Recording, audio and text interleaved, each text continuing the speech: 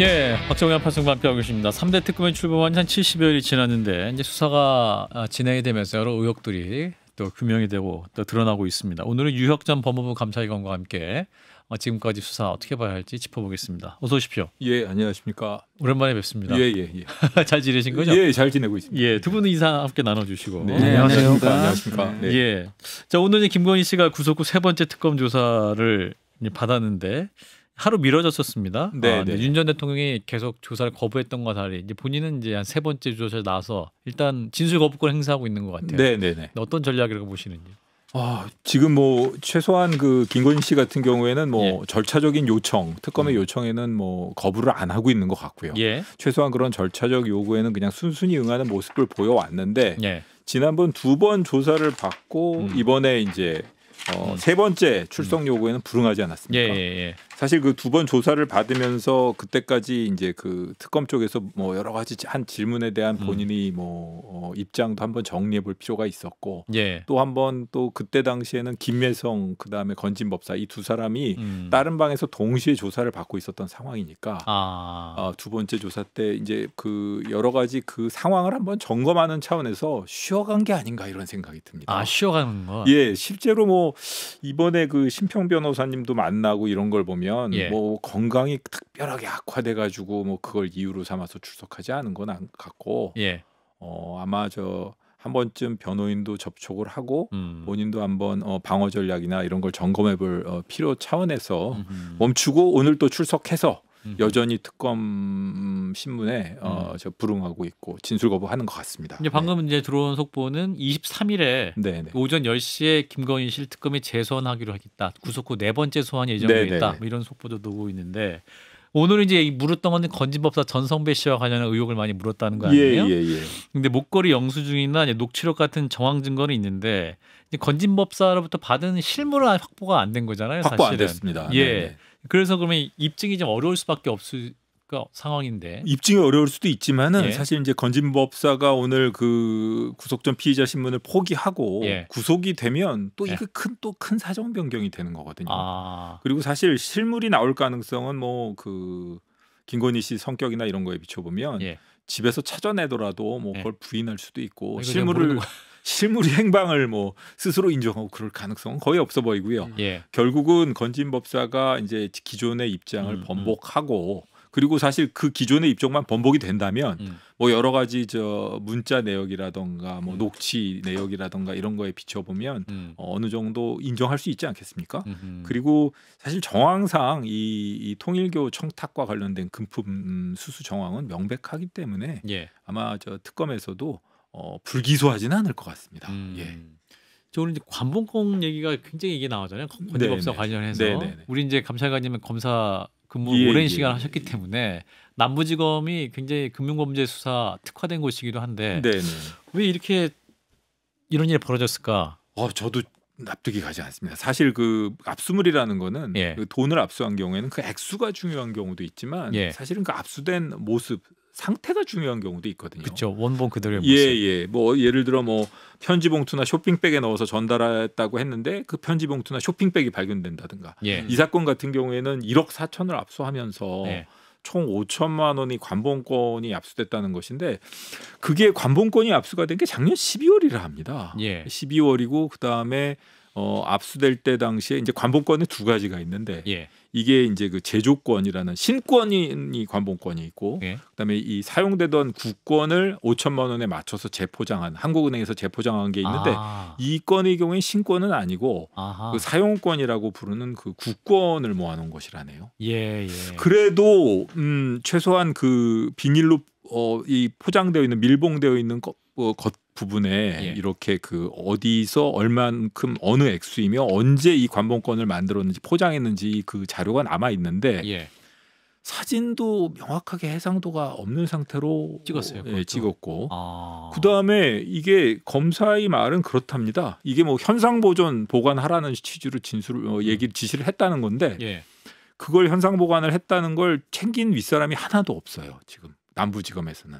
없습니다. 그리고 그걸 1월 달에 검사가 알았다는 건데 1월에 알았어요. 1월에 알았답니다. 그 띠지 없어진 게 띠지 없어진 걸 1월에 알았는데 이게 재밌는 거는 1월달에 그렇게 일이 생겼으면 검사가 당연히 윗사람들한테 보고를 하고 그걸 당장 문제를 삼자라고 얘기를 했었어야 되는데 예. 얘기를 안 하고 부장한테도 보고를 안 했다는 겁니다. 그 이후에 박건욱 부장한테도. 그런 상태에서 쉬쉬하다가 4월달이 돼서야 관봉권이 있다는 게 외부에 이제 어느 정도 언론에 보도가 되고 그래서 관봉권을 막 추적하게 되면서 그때 알아보니까 그때 지휘부 그러니까 남부지검 지휘부는 관봉권이 그때서야 그런 상태가 됐다는 걸 알았다는 거거든요. 그래서 부랴부랴 대검에 보고를 했다는 건데 대검에 보고할 때도 정식 보고를 안 했다는 겁니다. 그것도 참 이게 어디까지 이 당사자들의 이 변명이라고 해야 될까? 진술을 믿을 수 있을까? 좀 저로서도 석연치가 않습니다. 그러니까 지금 만약에 감찰관님이 법무부에 계셨으면 네네. 이 진상 규명을 하셔야 되는 우리 뉴욕 법무부 감찰관이셨겠네요. 그러니까 지금 법무부 장관이 감찰해 지시했으면 감찰관 같은 분이 역할을 하셔야 되는 했어야 됐을 것 그죠? 같습니다. 직접 감찰이든 뭐든 어떻게 제일 먼저 뭐를 때리셔야 돼요? 만약에 이제 이게 지금 그러잖아요. 지금 3과에서 잘하고 있는 것 같은데 3과에서 잘하고 있는 것 같은데 지금 강제 수사로 전환했지 않습니까? 바로 정식으로 입건을 해서 수사관을 정식으로 입건을 해가지고 지금 당사자들의 말만 듣고 그 말에 근거해서 그랬어 이렇게 하고 넘어갈 수 있는 상황이 아니거든요. 4월에 인지를 하고도 총장이랑 대검 차장이 그냥 그걸 갖다가 그래? 하면서 그냥 아무 소리도 않고 넘어갔다는 것도 석연치가 않고요.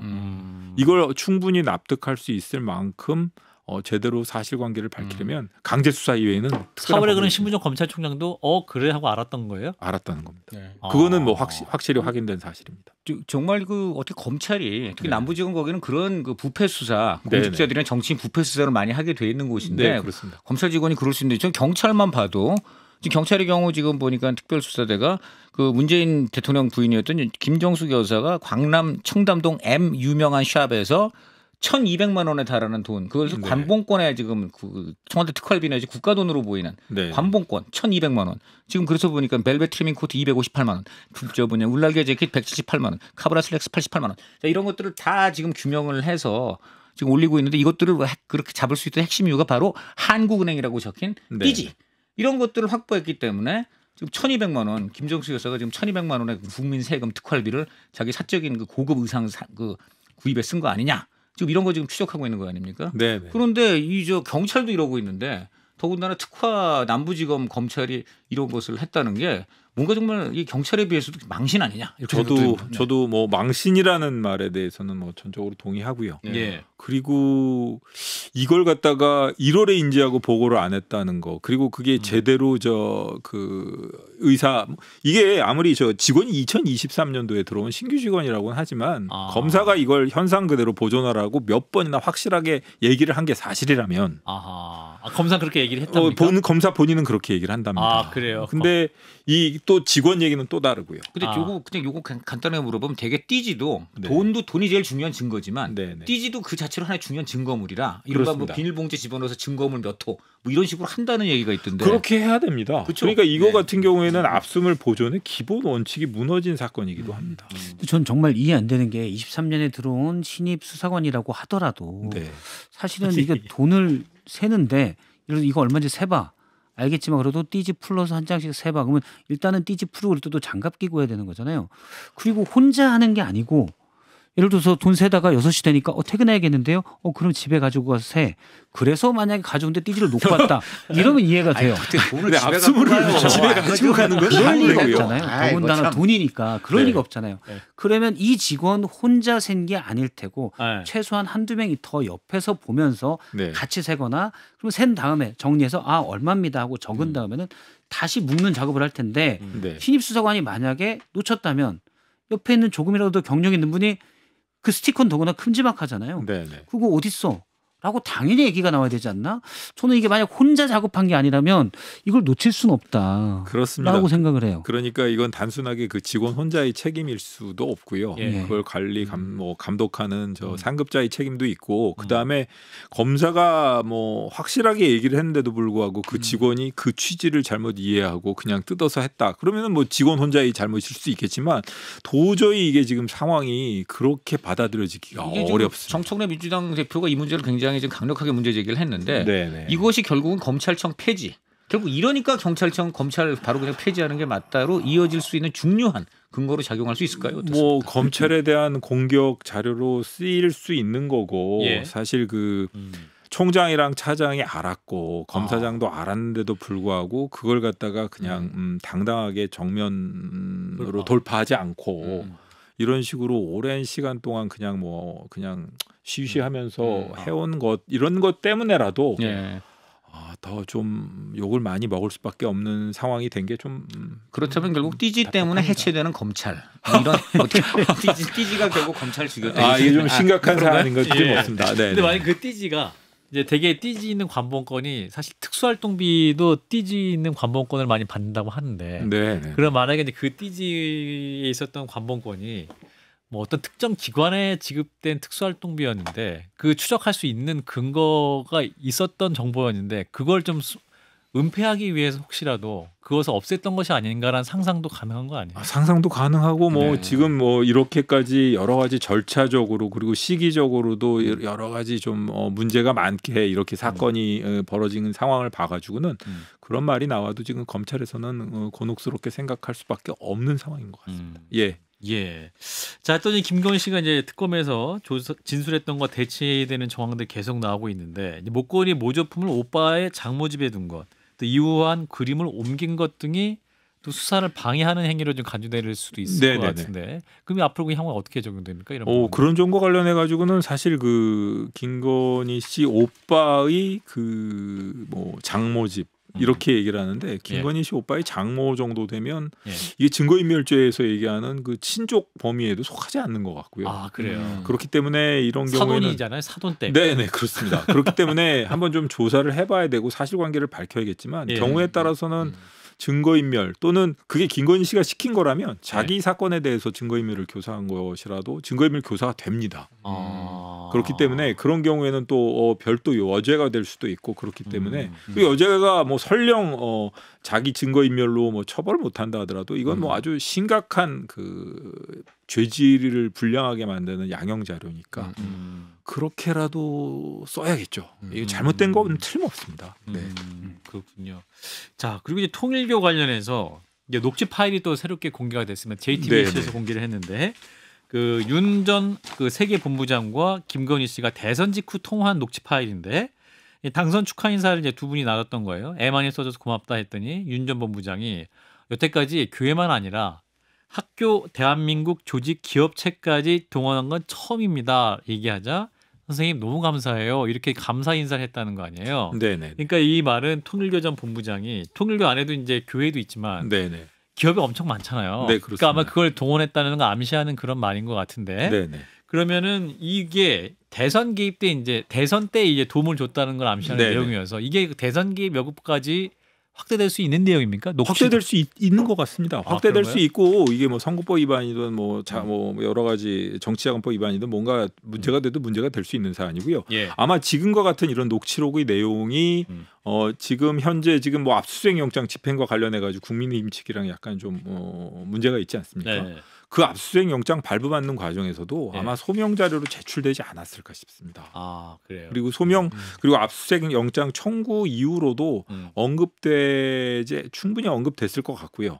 그렇기 때문에 이런 녹취라든가 이런 것 때문에라도 당원 명부 대조라든가 이런 게 절대적으로 필요한 사안인 것 같습니다. 그 특검 입장에서도 당사를 압수수색하는 건 되게 부담스러운 일인데 법원도 그걸 그 영장 발부한 것 자체는 정말 봐야 될 필요성이 있다고 해서 이제 준 거겠죠. 그럴 것 같습니다. 그리고 지금 요즘 같은 경우에 뭐 단순히 뭐 당사를 압수한다고 해가지고 이게 뭐 무차별적으로 압수라는 것이 아니라 분명히 그 압수 대상 물건을 특정했을 텐데 그건 아마 어떤 일정 시기 동안에 특정 인원에 대한 그 특정 인물들 그런 그 문제가 될 만한 인물들에 대한 당원 명부의 일치 여부 요 정도만 압수하라고 되어 있었을 건데 그런 제한적인 압수수색까지 이게 협조하지 않는 게 과연 뭐 옳을지 모르겠습니다. 지금 이 녹취록까지 이렇게 나오고 여러 가지 거의 뭐 개연성이 매우 높은 의혹이 제기되고 있는데 그런 상황에서 그냥 압수수색 영장에 자진해서 뭐 이렇게 이미 제출 비슷한 형식으로라도 협조를 하는 것이 옳지 않을까 이런 생각이 듭니다. 자, 서희건설 얘기. 김건희 씨가 최근에 이제 이재명 정권과 짜고 서희건설이 우리를 죽이려 한다 뭐 이렇게 얘기를 하고 있는데 사실 이제 이봉관 회장이 자수서, 그러니까 자술서가 아니고 자수입니다. 자수서인데 여기에 이제 우리가 준 거 맞아요. 그리고 이거 줬던 먹거리 이겁니다. 현물까지 냈다는 거 아닙니까? 근데 이제 많은 분들이 이게 지금 사위 세 분이 판검사 출신이고 따님도 검사 출신 변호사고 그래서 뭔가 전략적으로 한 게 아니었을까라는 많은 생각을 하는데 그거는 뭐 의도가 뭘까요? 여러분들 말씀하시는 게 다 맞고요. 기본적으로 자수서라는 제목 자수서. 그러니까 뭐 진술서도 아니고 자수라는 명칭. 그러니까 자수는 형법상 뭐 그 형법을 조금만 공부한 사람 범행을 시인하는 거 아닙니까? 그렇습니다. 저 범인이에요. 이런 거예요. 범죄자예요. 그 자수라는 게 자수 자복의 특례라는 게 있어가지고 이런 그 범죄에 있어서 자수한 사람의 경우에는 형을 감경 또는 면제하게 되어 있습니다. 감경 또는 면제할 수 있다. 감경할 수 있다. 그러니까 임의적 감경 사유로 삼을 수가 있거든요. 그렇기 때문에 우리가 이렇게 자수서라는 명칭으로 실질적으로 스스로 죄를 밝혔으니까 압수수색 당하고 모든 이 조사받고 소환 당하고 이러기 전에 이렇게 이걸 밝혔으니까 요 부분을 가지고 우리를 나중에 좀 어느 정도 처벌이라는가 이런 부분도 좀 어느 정도 배려를 해주십시오라는 취지로 볼 수 있고요. 하는 가지는 그거고 또 하나는 저는 그 자수서의 내용이나 이런 걸 보면 지금 뭐 여러 가지 법조인들하고 상의를 해가지고 작성한 문건이겠지만 한편으로는 이 본인들이 요까지만 어차피 이야기하지 않을 수 없는 그 최소한의 사실. 그러니까 사실관계도 사실은 이만한 사실이 있는데 특검에서 확보한 증거를 비춰보면 요만큼은 인정을 해야 되니까 요만큼. 그리고 관련자들도 여러 명이 있을 수 있습니다. 예를 들면 뭐 제가 뭐 상상이긴 합니다만 뭐 만나는 장소에 뭐 윤석열 전 대통령이 잠깐 와가지고 뭐 안녕하세요 인사를 하고 갈 수도 있는 거고 뭐 하다못해 뭐 김건희 씨가 안 가도 갔다는 거 아니에요? 안 가도 갔다는 건데 만났을 때도 다른 사람들도 많이 만났을 수 있고 본인도 다른 사람을 같이 갔을 수도 있는 거고요. 그런 여러 가지 그러니까 이 사건의 규모 면에서나 혹은 사건의 관련자 면에서 이거보다 훨씬 더 큰 사실이 있는데 그거를 딱 자수서라는 형식으로 요 딱 인정될 수밖에 없는 그런 최소한의 사실관계를 특검의 일종의 던져준 거 아닌가 이런. 지금 제가 이봉관 회장 주변 좀 취재해 보니까 이분이 평소에 우리 같은 건설업은 정권 때마다 여야 가리지 않고 다 돼야 된다, 줄을 대야 된다 이런 걸 친구들한테 얘기한 거는 직접 들은 친구한테 제가 들었어요. 자, 두 번째 이분 과거의 그걸 보니까 이명박 정부 때는 영남 출신 영포 라인 쪽으로 해서 이명박 정부하고 선을 댔다는 얘기가 파다하고. 그다음 문재인 정부 때는 아예 대놓고 문재인 당시 국회의원 됐을 때 꽃다발을 전해주고 그 경희대 자랑스러운 경희대인상을 준 경희대 동문이 바로 이봉관 회장입니다. 그리고 이 두 정권 때 보니까 이명박 정부 때는 도급순위 62에서 32, 그다음 문재인 정부 때는 도급순위 32위에서 21위로 뛰어오르면서 매출이 1조에서 2조 원으로 느는 등 지금 굉장한 급성 상세를 이 두 정권 때 지금 보이는 것을 보았을 때 또 이분이 딴 날도 아니고 세상에 딱 그 대선에 당선된 바로 다음 날 윤석열 후보가 당선 다음 날 바로 이렇게 발빠르게 전달하는 능력을 보았을 때는 이분이 과거 정권에도 충분히 선을 댔다고밖에 의심할 수가 없어요. 자, 그러면 지금 말씀드린 대로 엄청난 다른 것들이 있는데 딱 자수서라는 요건으로 그날 요것만 줬습니다라고 했다면은 당연히 특검은 지금 그 윤석열 정부는 물론이고 바로 직전 정부 또 전전 정부 다 지금 봐야 되는 거 아닐까요? 어떻습니까? 그렇게 생각됩니다. 그래서 그렇죠. 특검이 할 일이 많은 것 같습니다. 특검이 너무너무 할 일이 많아서 기간 연장해야 되겠는데요? 기간 연장. 그 이봉관 회장의 서희건설을 보면